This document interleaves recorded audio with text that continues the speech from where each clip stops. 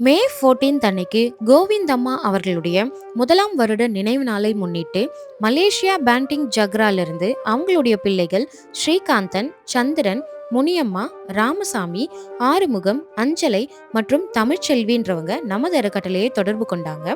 கஷ்டப்படுற மக்கள் ஒரு 50 பேருக்கு மதிய உணவு அன்னதானமா கொடுக்கணும் அப்படின்னு சொல்லியிருந்தாங்க. மதிய உணவா பார்த்தீங்கன்னா veg biryani with onion raita, kesari மற்றும் வாட்டர் கொடுக்க சொல்லியிருந்தாங்க. அவங்க சொன்ன மாதிரி நாங்க மதிய உணவை தயார் பண்ணி எடுத்துக்கிட்டு இதை எங்க கொடுக்கலாம் அப்படின்னு யோசிக்கும்போது திருவள்ளூர்ல கஷ்டப்படுற மக்கள் அதிகமா வசிக்கிற மாமண்டூர்ன்ற கிராமத்துக்கு வந்துட்டோங்க. அங்க பாத்தீங்கன்னா சிறு குழந்தைகள் முதல் வயதான பெரியவங்க வரைக்கும் அழகா வந்து வரிசையில நின்று அவங்களுக்கு தேவையான அளவு உணவு வாங்கி திருப்தியா சாப்பிட்டாங்க. சாப்பிட்டு முடிச்சுட்டு உணவு கொடுத்த குடும்பத்துக்கு நன்றியை தெரிவிச்சாங்க.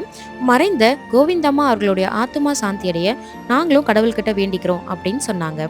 இந்த மாதிரி கஷ்டப்படுற மக்களுக்கு உணவளிக்க நம்ம தரக்கட்டளையை தொடர்பு கொள்ளவும்.